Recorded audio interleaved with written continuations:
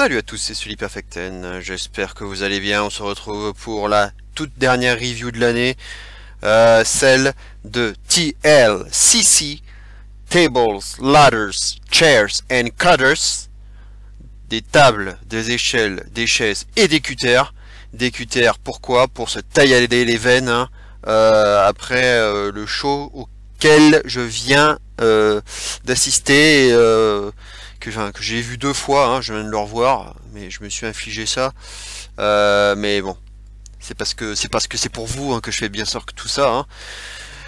Et je sais pas pourquoi j'ai fait ça en fait, de s'infliger 2 fois la même souffrance, quoi. C'est vraiment maso de ma part. Bon, pourquoi est-ce que je raconte tout ça? Eh bien, je vais vous le dire tout de suite, hein, on va voir ça en détail. On va commencer tout de suite par le kick-off, parce qu'on ne savait toujours pas de ce qui allait se passer encore dans ce kick-off. Et bien, finalement, ils ont annoncé à la toute dernière minute un rematch entre Humberto Carrillo et Andrade, hein, puisqu'il y avait eu un match 6 jours avant, hein, à Raw, qui avait été remporté par Carrillo, et il y avait eu une mésentente, une poussette d'Andrade sur Vega, et ça avait coûté la défaite à Andrade, et du coup, début de fritage, début de friture sur la ligne, de tension entre Vega et Andrade. C'était assez étonnant. Du coup, bah, ce rematch sentait encore la friture sur la ligne à nouveau. Le match était quand même pas mal. Ils leur ont donné quand même pas mal de temps, 12 minutes 45. Après, il faut dire que c'était le seul match de kick-off qu'il y avait. Donc, c'était aussi, ça a aidé aussi pas mal. Bah, ils nous ont refait le coup en fait avec une redite, hein, de la scène de Raw, hein, avec donc Andrade qui a failli pousser à nouveau Vega, sauf que là cette fois-ci il se retient juste avant, et Carrillo qui en profite exactement avec sa même tentative de roll-up, sauf que cette fois-ci Andrade contre, mais quand même un dégagement de Carrillo, et au final un superbe reverse rana de la deuxième corde porté par Carrillo, et il enchaîne avec un moonsault de la troisième corde, et victoire de Carrillo. Donc il n'y a même pas de 50-50 booking, hein, comme on aurait pu aussi s'y attendre. Et ben non, 2-0, victoire nette et sans bavure de la part de Carrillo. Alors il n'y a pas de percussion, hein, cette fois-ci entre Vega et Andrade, mais quand même dans le cheminement du match, hein, avant que le match ne se termine, il y avait quand même une petite distraction involontaire, hein, de Vega, hein, malgré tout. Mais maintenant, bon, quand on voit la fin du match, enfin l'après-match, il y a la rupture semble proche entre Andrade et Vega. C'est assez étonnant en fait. Je comprends pas trop pourquoi. C'est surtout que le couple fonctionne bien, hein. C'est grâce à Vega qu'Andrade est arrivé jusque là et a redressé la barre. Donc je comprends pas trop. Est-ce que le but c'est d'associer Andrade à Charlotte? J'espère pas quand même. Parce que Vega ils vont la mettre quoi avec Aleister Black? Ils vont associer les couples, je sais pas. Maintenant le match était pas mal. Il était pas mal. Il vaut bien un 2-3 quarts. Un petit 2-3 quarts. C'était quand même de bonne qualité. Entre 2 bons lutteurs, 2 luchadors. Et Carrillo qui semble quand même être plutôt apprécié, hein, peut-être par Vince lui-même du coup. C'est vrai qu'il a une belle gueule, il parle anglais, hein, c'est un latino qui parle anglais, et c'est peut-être ça qui plaît à Vince. Donc voilà, on le met quand même en avant. Et avec un œil en sang à souligner de la part d'Andrade, hein, il a pris cher quand même au passage. Voilà, on va passer tout de suite maintenant à la carte principale, avec le match que j'aurais donné. C'était le match que j'avais donné, enfin que j'aurais donné en opener, donc c'est exactement le choix qu'il fallait, je pense. C'est le match tag team, championnat tag team de SmackDown entre les New Day et The Revival dans un ladder match. Eh bien c'était 19 minutes quand même, et vraiment 19 minutes à couper le souffle, hein, il faut le dire. Une grosse utilisation des échelles, des prises de risque énormes. Nouveau spear suicide, hein, de Biggie, comme d'habitude, qui a encore un petit peu attrapé la corde au passage. Il y a vraiment un jour où il va se tuer, c'est obligatoire, s'il continue comme ça. Et on peut le dire, Kofi MVP du match, avec vraiment de très très belles manœuvres, notamment cet effet levier là, lorsqu'il pousse une échelle en frappant Revival en même temps, hein, les 2 Revival en même temps, avec cet effet levier, et puis ce springboard tornado DDT qui a bien fait popper la foule, hein. Donc vraiment de très belles manœuvres de la part de Kofi. Biggie qui passe à travers une échelle en 2 temps, hein, avec d'abord une souplesse de Dawson. Mais Biggie, comme il passe un peu à côté de l'échelle, hein, il passe à moitié dessus, donc ça aurait pu être très dangereux.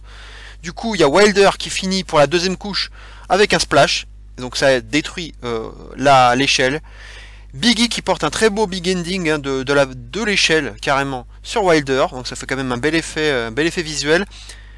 Et ensuite on voit Dawson qui touche les ceintures quand même, avec un Kofi qui est complètement bloqué là par les pieds sur l'échelle. Mais Kofi finit par se réveiller et réagit. Et au final, il pousse Dawson à travers l'échelle qui était en bas, avec un gros bump, hein, assez horrible, hein, où la tête de Dawson retombe sur l'échelle. Ça faisait très peur à voir. Et les ceintures se balancent, on attend un petit peu, là il y a un petit temps de latence, et finalement Kofi arrive à saisir les ceintures. Les New Day gagnent le match et conservent sans surprise leur ceinture, c'était mon pronostic. Et puis comme je vous disais, Revival ils sont en fin de contrat en 2020, je suis pas sûr qu'ils vont renouveler, ils sont a priori peut-être sur le départ, donc je voyais pas pourquoi est-ce qu'ils auraient donné les titres au Revival, et il faut un peu arrêter avec les switches de ceinture. Donc peut-être que maintenant, au niveau Team Heel, hein, à SmackDown, il n'y a pas grand chose. Donc peut-être que ce seront Dolph Ziggler et Bobby Roode, lorsque Bobby Roode sera revenu de suspension, qui seront les prochains challengers. Hein, puisque voilà, à moins de mettre Cesaro avec Nakamura. Voilà, niveau Heel, il n'y a vraiment pas grand chose dans les teams de SmackDown. En tout cas, très beau match. J'ai vraiment beaucoup apprécié ce match. Avec quelques moves donc très sympas. 4 étoiles.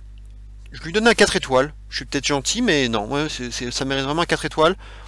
Et de toute façon, je savais qu'il pouvait faire un gros match, digne de figurer dans le top 10 à la fin de l'année. Hein. Et bah, c'est pas loin de figurer dans le top 10 de la fin de l'année. Hein. À la fin de l'année, hein, enfin, dans le main roster, on n'est pas loin. Hein. Parce que c'était vraiment de très bon niveau, et ça a parfaitement rempli son rôle d'opener. Et de toute façon, avec les New Day et les Revival, c'est forcément du bon match. Et puis en plus, voilà, un match de l'échelle, ça changeait un peu. Et voilà, c'était vraiment spectaculaire. Et voilà, moi, il n'y a pas grand chose à dire. C'était beau. C'était beau, et un très très bon Kofi encore, et qui garde quand même encore un peu d'overness auprès du public. Match suivant. Blake, j'allais dire Blake et Murphy. Alistair Black contre Buddy Murphy. Un match aussi que j'attendais. Hein, en fait, on enchaîne les deux matchs. On commence avec les deux matchs que j'attendais le plus, hein, finalement. Il y a Murphy directement qui fait du mind game, là, qui s'assoit en tailleur pour attendre Alistair Black. Black qui arrive et qui fait pareil. Et à ce moment-là, on a un face-à-face en tailleur avec un effet miroir, là, du plus bel effet. Et comme je l'avais envisagé, hein, dans ma vidéo pronostic, une tentative immédiate de Black Mass dès le début du match, bien sûr évité par Murphy, hein. Heureusement on ne nous a pas fait le coup du squash. Le match en tout cas aura duré 14 minutes, donc une bonne durée. J'avais dit 10 minutes, j'avais dit ouais, que ce serait bien de leur accorder une bonne dizaine de minutes, donc là j'ai été plus que gâté. 14 minutes, c'est très bien. Et malheureusement pour Black, bah, celui-ci saigne du nez, hein, son nez est cassé. Assez tôt dans le match, hein, possiblement quand Murphy l'a projeté contre les escaliers, ou alors juste après lorsqu'il l'avait projeté contre le poteau. C'est l'un des deux, je suis pas sûr. En tout cas, c'est dans l'un de ces deux moments. Murphy récupère ensuite le gilet de Black, hein, par la suite pour le porter et puis faire un peu de mind game. Mais même avec un nez cassé, The Show Must Go On, et Alistair Black, en badass qu'il est, continue son combat comme si de rien n'était. C'est à saluer. Et il a pas mal pris cher aussi au niveau de sa mâchoire. Alors je sais pas si c'était pour vendre ou si c'était réel, mais il s'est tenu la mâchoire à plusieurs reprises. J'ai remarqué. En tout cas, le match il est vraiment stiff à souhait. Ça claque, ça saigne. On s'échange coup pour coup, des coups de pied, des coups de coude, tout y passe. Mais les deux résistent. Et Alistair Black prend alors un beau brainbuster, hein, de la part de Murphy, mais kick out quand même. C'est une vraie guerre entre les deux. Mais après une petite passe d'armes encore, le Black Mass finit évidemment par arriver. Murphy est surpris après plusieurs coups de pied et une tentative de coup de genou, mais qui est esquivé par Black. Et donc ce Black Mass qui arrive from out of nowhere, ça devient une spécialité, hein, ce Black Mass from out of nowhere. C'est comme le RKO, ça va devenir sa marque de fabrique. Et donc on finit sur cette image de Black avec le nez pété et en sang, ce qui le rend encore plus badass. Donc c'est quand même un mal pour un bien au final. Et peut-être que ça va plaire à Vince, hein, de voir quelqu'un qui en grand professionnel, il a le nez cassé et il continue le combat comme si de rien n'était, il le finit et c'est propre. Et voilà, bravo quoi, bravo, il y a pas grand chose à dire. Et franchement, ils ont fait exactement ce qu'il fallait faire. Ils ont fait un match vraiment compétitif, spectaculaire, stiff, et un Murphy respecté, hein, qui a montré aussi ses qualités. Et c'est exactement ce que j'avais dit dans ma vidéo pronostic. C'est exactement le type de match que je voulais voir. Ils l'ont fait. Et vraiment un booking parfait pour ce match. Tout le monde en ressort grandi au final. Murphy, on le reverra, quoi qu'il en soit. Black, je pense qu'il va vraiment cette fois-ci grimper les échelons et qu'on va voir un Black beaucoup plus présent en 2020 et avec des matchs beaucoup plus de plus grande importance, avec des ceintures cette fois-ci en jeu. Je l'espère en tout cas, parce qu'il le mérite amplement. Mais Buddy Murphy aussi, ce sera quelqu'un sur qui il faudra compter en 2020, à n'en pas douter. Je ne pense pas que Vince soit passé à côté de Murphy, et je pense qu'il l'a dans le viseur. Black aussi, les deux, et ils nous ont vraiment offert une très belle performance. Voilà, il n'y a pas grand chose d'autre à dire, et j'ai donné la note de 3,25. C'était très très solide et j'ai beaucoup apprécié ce match. Match suivant. Match qui était donc l'Open Challenge lancé par les Viking Raiders. On ne savait donc pas encore contre qui à ce moment-là. Avant cela, on a des vainqueurs anonymes, soi-disant anonymes en tout cas, d'un jeu sponsorisé par KFC, là, qui bouffe du poulet près du ring. Est-ce qu'on en parle de ça? C'est quand même très très bizarre. Alors bon, entre parenthèses, il y a un des gars, bon, on l'avait déjà vu, hein, il avait jobé à 205 Live, donc bon, le coup des vainqueurs anonymes, hein, on repassera par là. On repassera. Hein. Petite promo des Viking Raiders, hein, qui attendent donc leurs adversaires. Petite hype quand même, hein, même si le choix était quand même limité. Hein, c'était a priori soit ZOC soit EOP. Le public à ce moment-là, qui est dans un bon esprit, crie wow, wow, wow, comme à NXT. Ça c'est cool. Est-ce que c'est peut-être dû au fait qu'on soit à Minneapolis, hein, la ville des Vikings du Minnesota? Pas impossible. Et c'est alors que, comme je vous l'avais dit dans ma vidéo pronostic, ce sont bien The OC, Gallows et Anderson qui se pointent. Ça paraissait logique au vu de la promo d'AJ Styles lundi dernier à Raw, hein, qu'il avait quand même pas mal teasé. Même si j'ai douté, puisque juste avant le match, on a remontré les images du clip du heel turn de Rollins avec l'aide d'EOP. Du coup, j'ai cru que c'était un spoiler et ça aurait été quand même une énorme erreur si ça avait été ça, si ça avait été les EOP. Donc finalement, The OC arrive avec leur trophée de Best Tag Team in the World. Petite promo de The OC, hein, avant le match, qui rappelle quand même qu'une seule équipe a battu les Viking Raiders. Hein, c'est vrai que c'était à Crown Jewel en Arabie Saoudite, même si c'était voilà un match particulier, hein, puisque c'était ce Gauntlet match là pour donc le tournoi Best Tag Team in the World. Mais ça a quand même permis aux The OC d'être la première équipe à battre Viking Raiders, hein, quand même clean. Mais du coup, c'est pour ça que, pour moi aussi, ça avait du sens que ce soit The OC qui affronte les Viking Raiders. Le match, assez court, hein, 8 minutes 30. C'est assez décevant au niveau de la durée. On a Eric, hein, qui est en difficulté pendant une bonne partie du match, mais qui résiste. Le public qui scande encore des war, war, war. Et on attend tous à ce moment-là le hot tag d'Ivar, hein, qui arrive souvent et qui est toujours très attendu, un peu comme celui d'Otis, hein, des Heavy Machinery. Évidemment, lorsque l'autre tag est fait, Ivar fait le ménage sur Gallows et Anderson. Et puis plus tard, on a finalement le Viking Experience. Mais Gallows fait le save au dernier moment, même si on voit que l'arbitre, hein, ralentit un peu son bras, hein, sur le troisième compte, hein, le temps que Gallows arrive pour faire le save. Eric est projeté par-dessus la barricade, hein, par Anderson. Ivar porte un suicide dive sur Gallows et Anderson à la fois. Les trois sont à l'extérieur, mais elle a double décompte à l'extérieur, et oui, le public siffle bullshit, bullshit, scandé par le public. Là à ce moment-là, j'ai pas trop compris parce que l'arbitre comptait les 3 hommes qui étaient à l'extérieur, alors qu'Ivar était encore sur le ring, et qui en plus était l'homme légal, il était encore sur le ring, mais l'arbitre faisait quand même le compte, et continuait, et même après que Ivar ait donc fait son dive, et ben l'arbitre a continué le compte, comme si de rien n'était. J'ai pas trop compris ce truc là, quoi. C'est quand même très très décevant. Et puis en plus, ça continue derrière.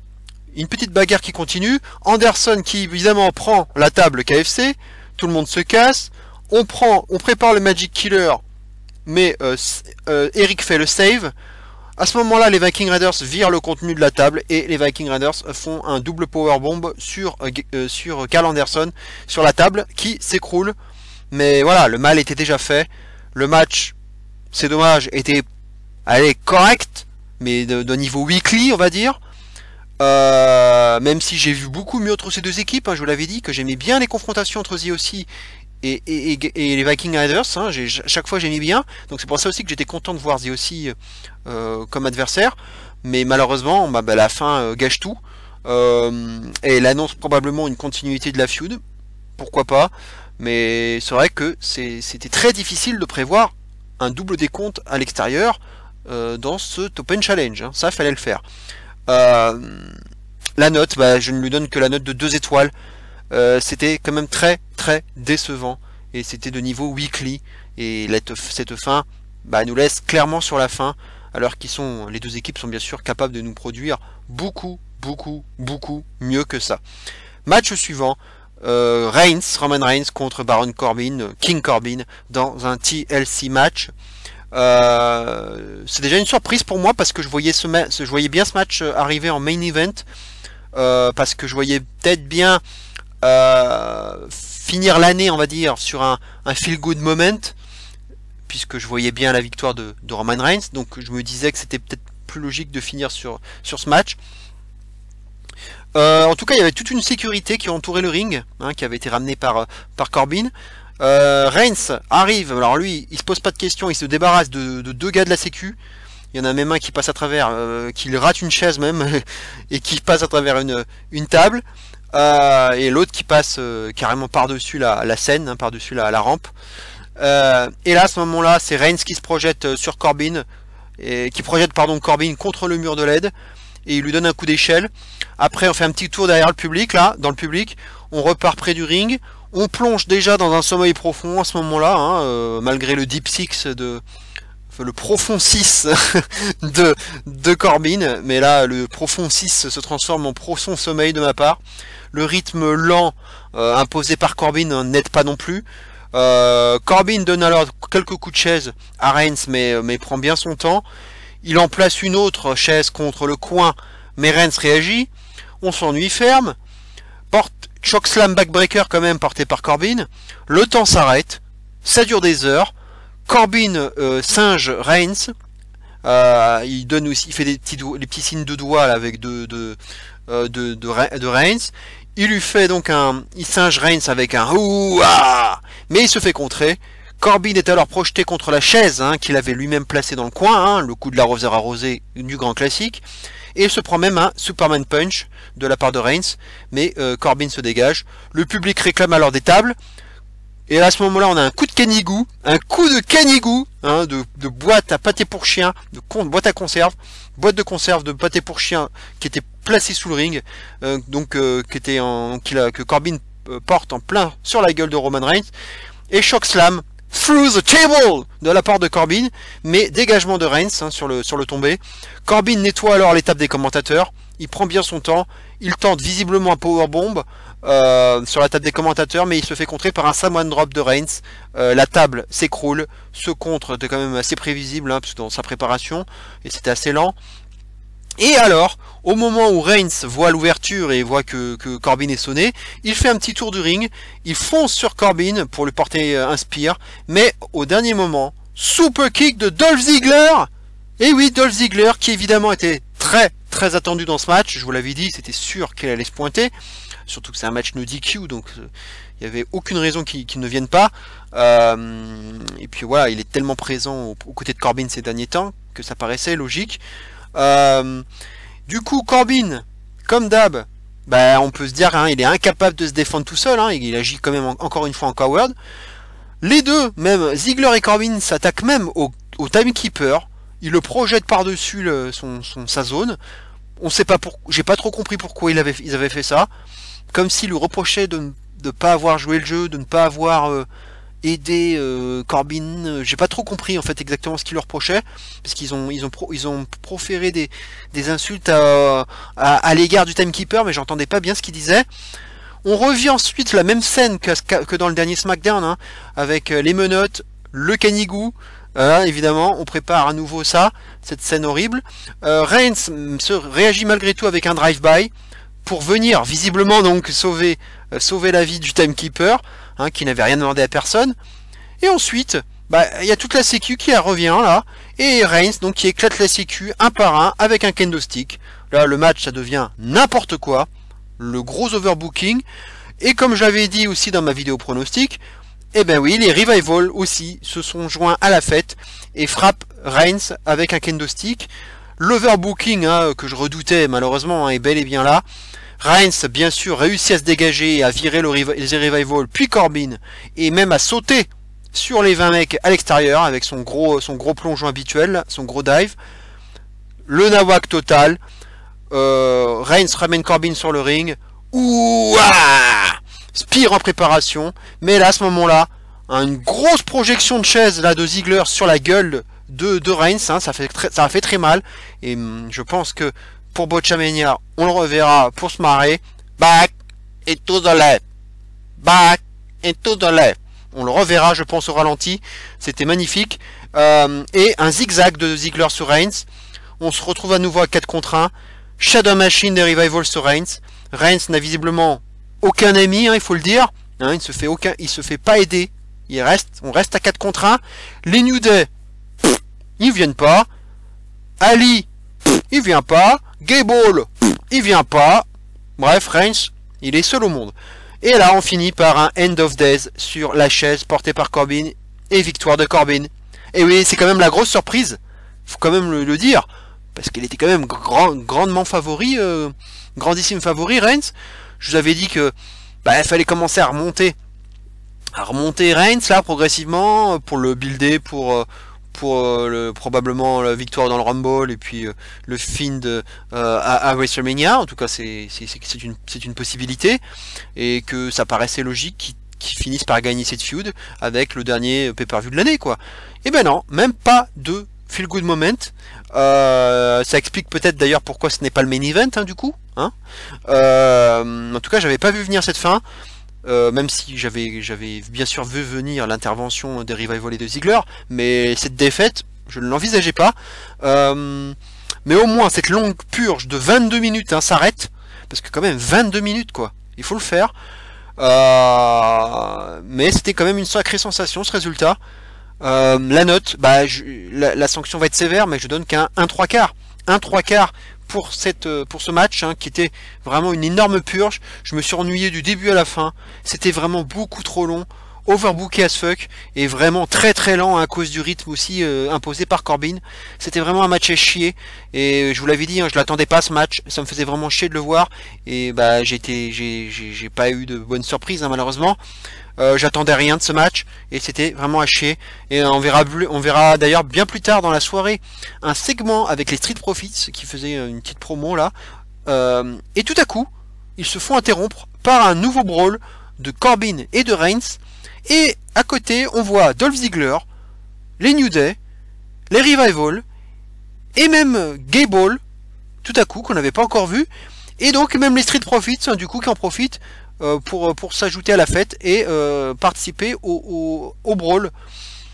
Donc là, cette fois-ci, les New Day et Gable ont enfin compris, et ça y est, ils se décident enfin à intervenir et à soutenir Reigns. Pourquoi ils ne l'ont pas fait plus tôt, ça je ne sais pas. En tout cas, ce brawl était assez étonnant. Surtout que ça impliquait un peu tout le monde là. Il y avait des gars de SmackDown, mais il y avait aussi des gars de Raw aussi, hein, du coup. Donc, enfin, des gars de Raw, en tout cas que les Street Profits, mais on en reparlera plus tard. Mais voilà, en tout cas, ce match était vraiment à chier. Match suivant, le Miz contre Bray Wyatt, mais pas pour le titre universel, hein, on le savait déjà. C'était un match quand même que j'attendais avec une certaine impatience de par le storytelling qu'ils auraient pu nous proposer. Quel thème, quelle tenue, quelle ceinture va porter Bray Wyatt. Donc voilà pourquoi j'avais quand même pas mal de hype, tout était possible. Et puis finalement, donc on voit bien sûr le Miz qui arrive de façon un peu vénère, hein, forcément, parce qu'il a beaucoup de choses beaucoup de comptes à régler. Entrée de Bray Wyatt, et qui finalement arrive en Bray Wyatt, hein, comme prévu finalement, comme annoncé, avec son pull et son jean habituel, et sa ceinture bleue, hein, donc c'est la ceinture universelle bleue et non pas la ceinture du Finn, ce qui paraissait logique aussi, et la musique de la Firefly Funhouse, donc ça paraît aussi tout à fait logique, et il arrive donc avec cette petite musique pour enfants là, avec avec le sourire, une entrée très babyface d'ailleurs, hein, où là il soulève sa ceinture, il la montre au public, le public réagit, il est content, les yaoi wawi résonnent aussi, hein, donc voilà, une entrée babyface quoi. Le match ne va durer que 7 minutes, donc ça va être assez court. Le Miz rentre dans le tas, hein, rentre dans le lard, c'est normal, il attaque directement Wyatt. Wyatt demande un répit, mais le Miz continue, il domine le début du match. On voit pas de grosses offenses, hein, de la part de Wyatt, hein, pour le moment, hein. C'est un peu ce que j'avais envisagé dans ma vidéo pronostic, hein. Je m'attendais justement, avec un Wyatt humain, on va dire, à peut-être pas avoir un Wyatt très dangereux. Tentative quand même de Sister Abigail à un moment donné, mais qui est vite contrée par un Skull Crushing Finale. Mais là, bizarrement, le Miz ne veut pas capitaliser, il ne tente pas le tomber, il préfère continuer à malmener le Bray Wyatt, puisqu'il est vénère, il est vénère le Miz, donc il écrase la tête de Wyatt plusieurs fois contre le sol. Le Miz réussit ensuite à porter un armbreaker façon Pentagon Junior quand même, que Wyatt lui-même lui avait demandé de faire, hein. Il lui dit un do it, zero, miedo. Bien joué de la part du Miz. Du coup là un gros cassage de bras en règle. Wyatt ensuite sort du ring, il se tape lui-même contre la barricade, hein, il a l'air un peu dérangé, hein, on croit même peut-être deviner à ce moment-là que le Finn peut se réveiller à tout moment, hein. C'était peut-être ça qu'on nous annonçait du coup avec cette attitude. Peut-être que dans le scénario, moi en tout cas à ce moment-là j'avais peut-être compris ça, je me suis dit ah peut-être que progressivement ça va changer, il va se transformer, enfin un espèce de Hulk en quelque sorte. On continue donc ensuite le combat à l'extérieur, le Miz domine toujours, mais Wyatt arrive quand même à porter un Sister Abigail avec les pieds, hein, qui sont en appui contre la barricade. À ce moment-là, Wyatt remonte sur le ring, l'arbitre compte, le Miz revient de justesse à 9, et après c'est terminé quoi, puisque Wyatt va chercher le Miz et lui porte un Sister Abigail pour le compte de 3. Victoire donc en 7 petites minutes de Bray Wyatt, donc finalement sans surprise. C'est vrai que dans ma vidéo pronostic j'avais titré, c'était assez osé, et si Wyatt perdait, hein, parce que il y avait quand même un gros mouvement de cote en faveur de Miz, il faut le dire. La cote du Miz un dimanche n'a pas arrêté de diminuer, et du coup je me disais oui c'est vraiment possible, le Miz peut le faire. Et puis comme le titre n'était pas en jeu, c'était Bray Wyatt, c'était pas le Finn, donc ils auraient pu tout à fait faire gagner le Miz, hein. Donc c'est pour ça que j'ai commencé à y croire. Finalement pas de surprise, hein, mais bon, le Miz quand même a pas été ridicule, puisqu'il a été quand même voilà assez vindicatif. Il a quand même été voilà, il a tenté pas mal de choses, il est rentré dans le lard, voilà, il a fait son taf. Mais l'après-match quand même, il y a quand même une après-match, puisque le Titantron montre le Fiend. Là on a l'impression que le Fiend est en train enfin il ne fait rien le Fiend, mais du coup ça laisse entendre que Wyatt a reçu un message de la part du Fiend, puisqu'il dit lui-même ok I'll do it, et du coup il sort du ring, il ramasse son gros maillet dessous le ring. À ce moment là Michael Cole, assez incompréhensible de sa part, nous fait un what the hell is that, comme s'il n'avait jamais vu ce gros maillet avant, alors qu'on l'avait quand même vu à la fois au Hell in a Cell contre Rollins, mais aussi dans plusieurs fois dans les Firefly Funhouse. Donc je comprends pas, Cole là il a fumé, il y avait rien de nouveau, hein, c'était son maillet habituel quoi. À ce moment-là, la lumière s'éteint progressivement. Wyatt, il est tout content. Il commence à dire « He's here! He's here! He's here !» pensant à ce moment-là qu'il s'agit du Fiend. Mais, from out of nowhere, un homme avec un sweat à capuche bordeaux arrive et fonce sur Wyatt pour lui porter un running knee. Bien entendu, on l'avait tous reconnu, hein, malgré sa cagoule. Et puis évidemment, en plus, ce running knee ne laissait guère la place au doute. Et puis de toute façon, on se doutait tous qu'il allait arriver. Et oui, c'est le jeune Daniel Bryan. Daniel Bryan jeune, rajeuni de 10 ans, les cheveux très courts, la barbe courte. Hein, ça fait vraiment bizarre de le revoir comme ça, et ça le rajeunit à fond, hein, c'est dingue. Mais moi j'aime bien, ça fait plaisir de revoir ce Bryan jeune là. Et à ce moment-là, il attaque Wyatt. Il lui porte même un nouveau running knee et le piétine plusieurs fois. Et puis ensuite, il veut récupérer le maillet pour lui donner un coup avec. Mais la lumière s'éteint. Elle se rallume et Wyatt a alors disparu. Mais Bryan monte sur le coin et commence à faire des yes avec le public. Et donc là, il n'y a plus de doute possible. Hein. Le Daniel Bryan face et en mode yes, yes, yes, il est vraiment de retour. Hein. Donc là, on a vraiment un Bryan babyface. Du coup, le heel turn, il n'y en aura pas. Hein. Je pense que peut-être que SmackDown a besoin d'un vrai babyface qui fédère, même s'ils ont pourtant, voilà, ils sont quand même Roman Reigns et Braun Strowman qui est assez over, même si voilà, on n'en fait rien. Mais ils ont quand même décidé de vraiment de garder et même de revenir sur le vrai Bryan face avec le Yes Movement, et voilà, une communion avec le public et les Yes, donc ça fait quand même plaisir à voir, même si je suis un peu déçu de ne pas continuer avec le Bryan Hill qui s'était vraiment reconstruit, et il avait vraiment construit quelque chose de nouveau, et j'avais trouvé ça vraiment très bien. Le Bryan Hill, c'était quand même une des bonnes choses à la WWE en 2019, il faut le dire. En tout cas, voilà, il a le regard sur la ceinture, et voilà, ça annonce une continuité bien sûr, et probablement un rematch entre Bryan et le Fiend, peut-être au Royal Rumble, et peut-être que du coup Daniel Bryan ne participerait pas au Rumble, hein. Même si c'est pas, il peut participer au match de championnat et participer au Rumble, hein. Mais ça peut être quand même une possibilité qu'il ne participe pas au Rumble, alors qu'il pourrait être l'un des favoris, hein. Mais il peut perdre le match et gagner et faire le Rumble après, hein. On sait jamais. En tout cas, là, juste 2 Sister Abigail auront suffi à battre le Miz, hein, rien d'autre, hein, puisque finalement il n'y a pas eu beaucoup d'offenses, hein, de la part de Wyatt, hein. À part ces 2 Sister Abigail, il n'y a pratiquement rien eu, hein, il faut le dire. Voilà. Et donc la note, je lui donne que la note de 1,5 étoile, hein, parce que ce match était court, c'est pas passé grand chose, c'était pratiquement un match à sens unique, puisque finalement c'est le Miz qui a dominé ce match. Et il y a eu 2 Sister Abigail en guise de réaction du Wyatt, et c'est tout quoi. Donc c'était un match finalement qui était assez vide de contenu. L'intervention de Bryan, on l'attendait, mais elle a pas du tout changé le match, puisque le match était déjà fini avant. Mais voilà, je m'attendais vraiment à beaucoup plus de storytelling. Je suis quand même assez déçu, alors que j'avais quand même un peu d'attente vis-à-vis de ce match. Donc c'est un peu dommage. Je pense qu'on pouvait faire un peu mieux que ça. Match suivant, Rusev contre Lashley dans un Tables match. J'ai longtemps douté, hein, sur le maintien de la stipulation, il faut le dire, parce que durant le kick-off, lorsqu'ils avaient représenté ce match, lorsqu'on a montré le visuel, et la stipulation de Tables match avait disparu. Donc je me suis demandé si c'était pas redevenu un match simple. Je comprenais pas pourquoi. Du coup je me suis dit peut-être que le Tables match avait été annulé, ou alors qu'il avait été transféré à un autre match, un match qui serait ajouté par la suite. Et bien finalement non. Finalement, il a bien été maintenu, ce Tables match. Donc j'ai pas trop compris cette petite histoire avec le visuel où ils avaient enlevé la stipulation dessus.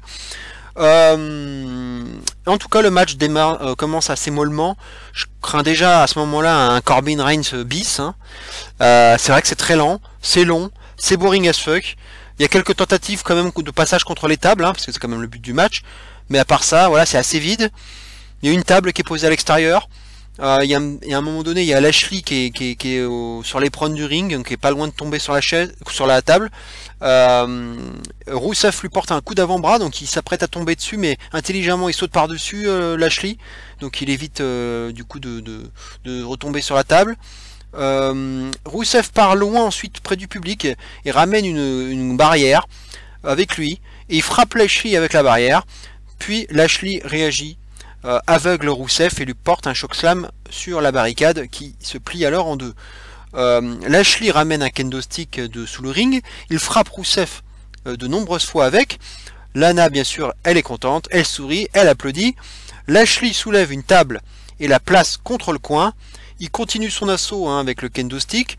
Rusev est à genoux, mais il arrive à bloquer le dernier coup, le coup suivant de kendo stick, et parvient à revenir et à récupérer le kendo stick des mains de Lashley pour le frapper à son tour.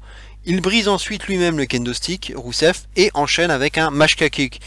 Lana arrive alors par derrière pour aveugler Rusev, elle saute carrément sur lui, donc du coup ça aveugle Rusev, ce qui profite à Lashley, qui arrive alors avec un spear absolument horrible et totalement botché, qui ne détruit pas la table, alors que c'était probablement ce move qui aurait dû terminer le match, puisque c'était consécutif justement à l'aveuglement de Lana, donc ça paraissait logique que derrière, dans le scénario, Lana empêche Rusev de gagner et Lashley intervient derrière avec un spear pour gagner le match. Sauf que du coup, le spear est complètement foiré, du coup Lashley est obligé de s'y prendre à deux fois avec une espèce de souplesse là, directement sur la table qui s'écroule cette fois-ci, puisqu'il y avait une autre table portée sur le coin opposé, et d'ailleurs entre parenthèses heureusement que cette deuxième table était posée, ce qui permettait quand même d'avoir une roue de secours, c'est quand même bien foutu.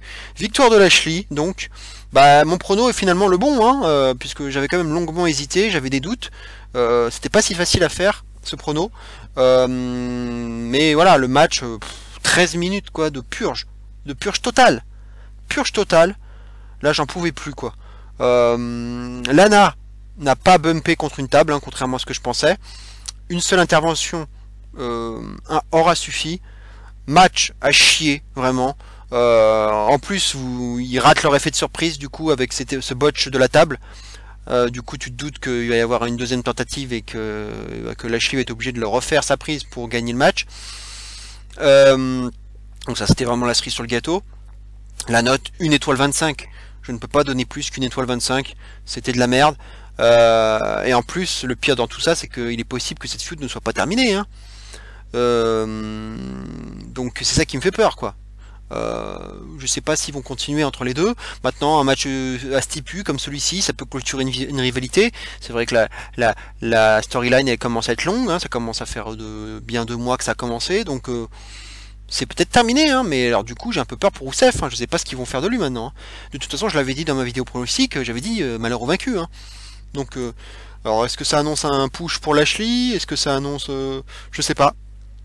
En tout cas, Rusev, j'ai un peu peur pour lui, quoi. Je sais pas trop ce qu'ils vont faire de lui. Match suivant qui sera donc le main event, le fameux TLC match entre les Kabuki Warriors et Becky et Charlotte. Donc ce sont à nouveau les femmes qui clôturent le show, ça aurait été quand même un grand classique de la WWE en 2019, il faut le dire. Kairi Sane se fait malmener très rapidement dans le match, avec 2 projections contre la table des commentateurs, successivement par Becky et Charlotte, un peu en mode tennis, on s'échange Kairi Sane. Asuka se prend ensuite un bump contre la chaise, suite à un move assez malin de Becky, un croc en jambe, qui aurait pu d'ailleurs faire très mal. Asuka aurait pu prendre la pointe de la chaise sur, l'un des pieds de chaise sur l'œil, dans l'œil, ça aurait pu être vraiment très dangereux. Puis Asuka se prend le poteau avec l'aide combinée de Becky et de Charlotte. Kairi Sane s'excite ensuite, elle lance des chaises sur le ring là, sauf que ça lui revient dessus comme un boomerang, elle n'arrive pas à projeter ces putains de chaises par-dessus le ring, et du coup c'est un moment assez malaisant quoi. Et du coup Charlotte même lui rebalance ses chaises contre elle, bref c'est un peu malaisant. Ensuite Kairi Sane se planque sous le ring, mais Becky et Charlotte arrivent à la ressortir par les pieds et la ressortent, mais Kairi Sane les surprend alors avec un extincteur et l'allume pour sortir la fumée dans la gueule de Becky et Charlotte. Asuka ensuite fouette Becky et Charlotte avec une corde qu'elle avait ramenée. Là, elle commence à faire le lasso avec. Le match devient foutoir. Charlotte est bloquée ensuite avec un kendo stick sur une chaise par les Kabuki Warriors. Et elle se fait tabasser par Asuka. À ce moment-là, Becky fait dodo, un peu comme moi d'ailleurs. Kairi Sane attache la corde à une échelle. Body slam d'Asuka sur Becky Lynch sur l'échelle. Becky est alors ligotée par les Kabuki Warriors sur l'échelle. Move intelligent de leur part d'ailleurs, il faut le dire, de bloquer un adversaire en la ligotant. Charlotte tente ensuite d'intervenir mais se fait projeter contre la barricade, puis contre le poteau. Les Kabuki Warriors, du coup, une fois qu'elles ont balancé Charlotte par-dessus la barricade, commencent à lui dire bye bye. Elle monte ensuite l'échelle en même temps, mais Charlotte les fait descendre avec des coups de kendo stick. Charlotte vire alors les Kabuki Warriors avec 2 coups d'échelle, un pour chacune. Asuka est ensuite projetée sur une table à l'extérieur. Et ensuite, alors là, il y a un gros explodeur de la part de Charlotte sur Kairi Sane contre la barricade. Un bump assez horrible. On l'aura vu au ralenti. La tête de Kairi Sane contre la barricade. C'est vraiment fait très mal, je pense. Ensuite, Charlotte va en profiter pour détacher Becky Lynch. Mais elle se fait quand même contrer par les Kabuki Warriors, qui ont le temps de revenir. Kairi Sane tente alors un instant elbow. Mais Becky arrive à contrer. Et avec une ruade, et Sane a mal au coude. Becky se détache ensuite d'elle-même et on repart à 2 contre 2. C'est la guerre. Becky est avec Kairi Sane, Charlotte est avec Asuka. Becky et Charlotte prennent alors l'avantage. On a même un leg drop de la part de Becky sur Asuka sur une table qui s'écroule à l'extérieur du ring. Becky et Charlotte s'en prennent à ce moment-là à Kairi Sane et tentent de la faire passer contre une table à son tour, mais Kairi Sane arrive à contrer quand même avec un double DDT sur Becky et Charlotte à la fois. Elle porte ensuite à nouveau un insane elbow, elle monte sur le coin, puisque Becky était était couchée sur une table, Charlotte aussi, sauf que Charlotte, elle a le temps de se retirer, mais pas Becky qui est toujours à travers la table. Mais là, insane elbow, mais on va dire que le landing était un peu bizarre, elle retombe un peu comme une merde. Kairi Sane, la tête en fait tape contre le corps de Becky, la table ne s'écroule pas déjà en plus, donc à nouveau un moment pour Botchamania. I am the table. Mais on voit alors que quelque chose ne va pas pour Kairi Sane qui est retombée donc sur la tête, donc comme je vous disais sur le corps de Lynch. Elle s'assomme à moitié et on apprendra plus tard même qu'elle souffrira d'une commotion cérébrale, donc c'est quand même pas rien, et on devine effectivement à ce moment-là que ça va pas. Becky Lynch, elle, le comprend tout de suite. Alors c'est caché, mais elle est toujours allongée sur la table, mais elle converse un petit peu avec Kairi Sane pour s'assurer qu'elle va bien. À ce moment-là, bizarrement, il n'y a pas de médecin qui vient voir l'état de Kairi Sane, c'est ça qui était assez bizarre. D'habitude, ça se passe comme ça. Et c'est à ce moment-là le tournant du match, il faut le dire, puisque là, on a atteint le quart d'heure de match, et là, ça commence à partir en couille. Le match devient boring, et malaisant à la fois, c'est une drôle d'atmosphère, le public est mort, il n'y a pas de réaction, beaucoup de temps mort, ça devient pénible, les botches se succèdent, tout le monde commence à fatiguer, et le pire dans tout ça, c'est que Charlotte n'a toujours pas compris le problème avec Kairi Sane, et elle s'élance là, façon footballeur américain, et elle lui porte un spear absolument affreux, forcément, puisque Kairi Sane est incapable de vendre quoi que ce soit, et du coup elle retombe comme une merde, mais non contente d'avoir pu réussir son spear, et n'ayant toujours pas compris le problème, Charlotte porte quand même un powerbomb assez violent sur Kairi Sane contre une table. C'est quand même assez incroyable de la part de Charlotte, c'est dingue. Mais quand même, il y a une justice, Charlotte est punie et se prend une German suplex de la part d'Asuka dans la foulée. Asuka ensuite ensevelit Charlotte avec des chaises et une échelle, et elle bloque Becky Lynch sous une table. Elle remet ensuite, elle va voir Kairi Sane, Asuka, elle la remet debout, mais malheureusement Sane, elle est toujours mal en point, elle est toujours sonnée, mais elle arrive quand même à se relever, Kairi Sane. Les Kabuki Warriors remettent alors une échelle sur le ring, celle qui avait eu une corde initialement, et ça aura son importance. Mais ça prend 3 heures, quoi. Ça prend 3 heures de faire tout ça. C'est vraiment, on arrive vraiment dans un moment très très lent. Becky et Charlotte reviennent quand même avec des coups de chaise, mais assez mous. Le public bizarrement commence à huer. Asuka se prend même un big boot de la part de Charlotte. Becky donne des coups de chaise, enfin un coup de chaise assez moche, assez flat à Kairi Sane. Mais Becky Lynch quand même fait attention à Kairi Sane, hein, et elle la protège, elle lui donne un petit coup de chaise du coup sur le dos, hein, et c'était pas sur la tête. Donc là ça devient vraiment très très long. Asuka est allongée alors sur une table. Charlotte veut tenter un moonsault à l'extérieur, mais Asuka la reprend et arrive même à contrer avec un powerbomb sur la table, ce qui fait d'ailleurs très mal retomber Charlotte, hein, aussi au passage, hein, qui est un peu punie du coup par son attitude. Bexploder, petit Bexploder de Becky Lynch sur Asuka contre une échelle qui était posée le long de la barricade. Becky tente alors de monter toute seule l'échelle, elle donne des coups de corde même à Asuka, elle la fouette, elle se met à monter l'échelle, mais Asuka, c'est là que cette corde a son importance, puisque Asuka intelligemment tire la corde, ce qui fait tomber l'échelle et qui fait tomber Becky Lynch et qui roule à l'extérieur. Asuka est alors à ce moment-là seule au monde, elle monte l'échelle et elle récupère les ceintures tranquillou. Yes, c'est ce que je voulais, victoire des Kabuki Warriors, parce que j'avais vraiment peur qu'on gonfle le palmarès de Charlotte et de Becky, vu qu'elles n'ont jamais été championnes par équipe, contrairement à leurs deux copines des Four Horsewomen, hein, Bayley et Banks. J'avais peur qu'on leur donne, histoire que toutes les Four Horsewomen soient au moins une fois championnes par équipe. Et j'avais un peu peur de cela.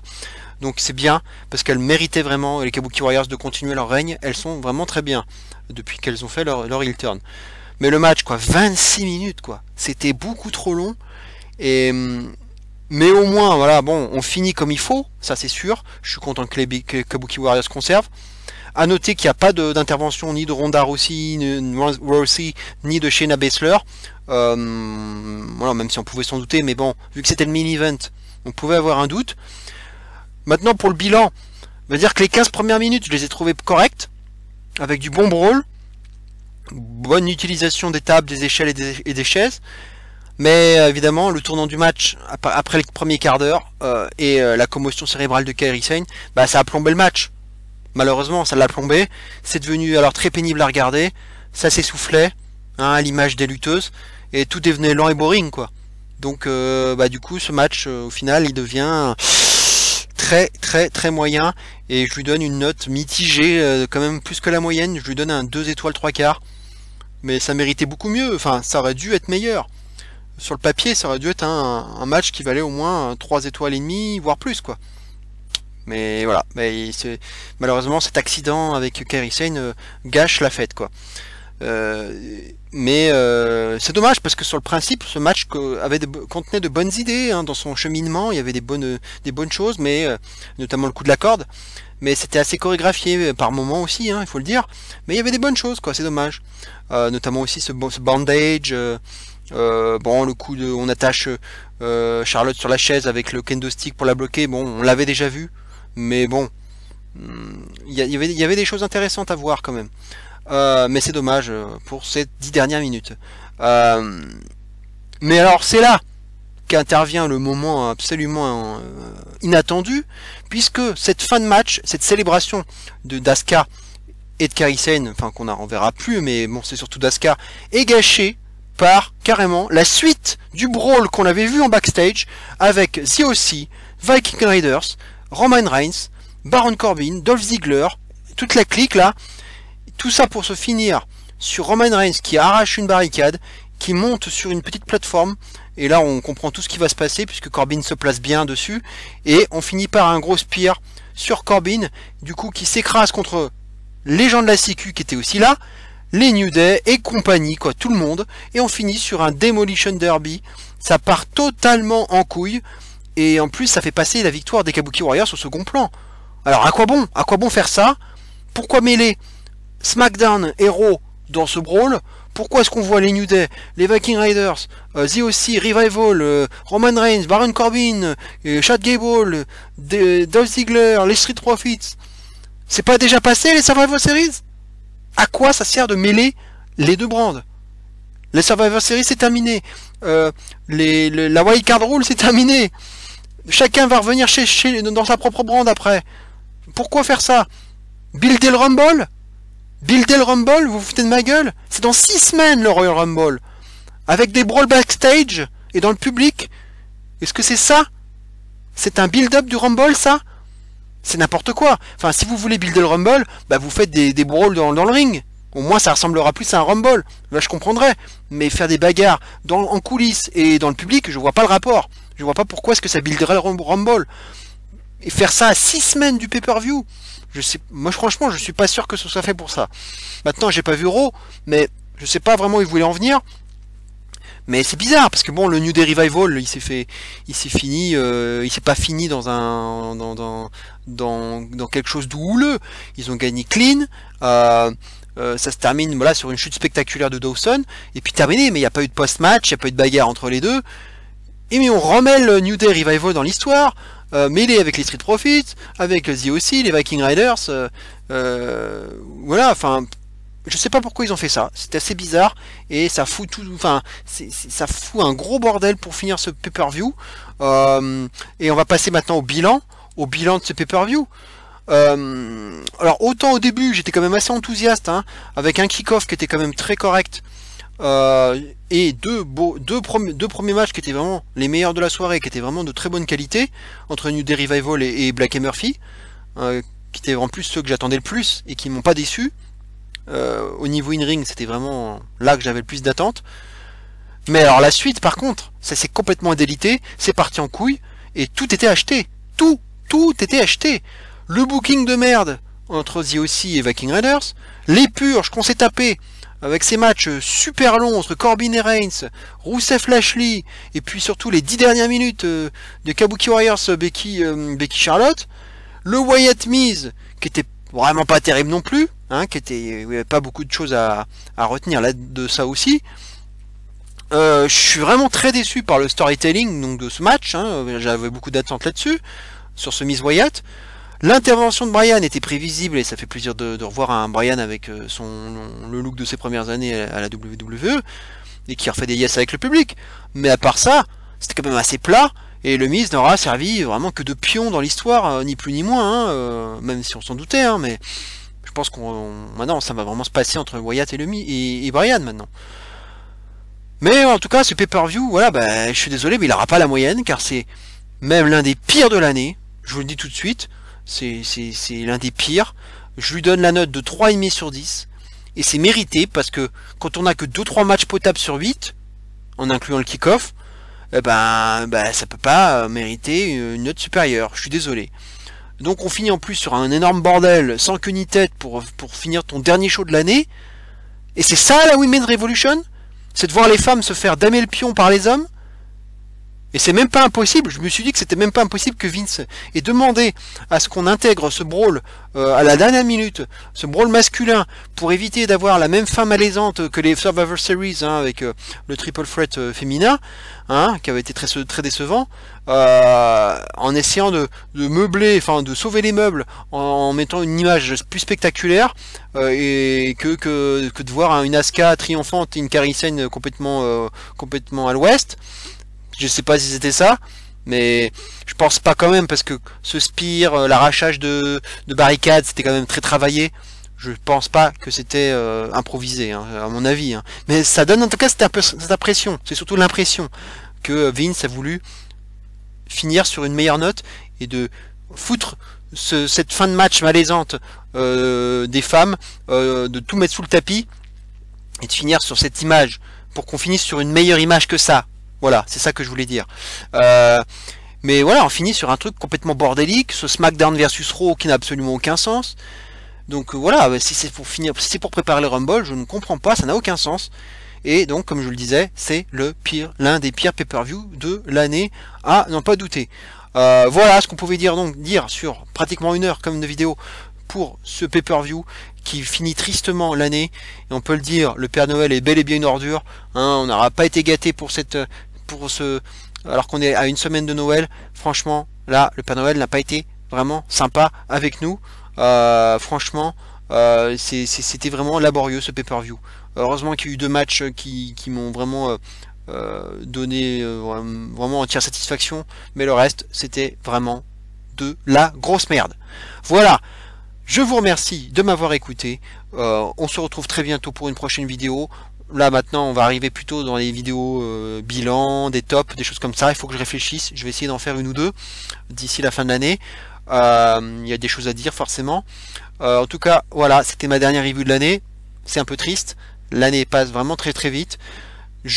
Bien sûr, je vous appelle, si vous le voulez, et en tout cas j'espère que vous le ferez, à liker et à partager et à vous abonner surtout à ma chaîne.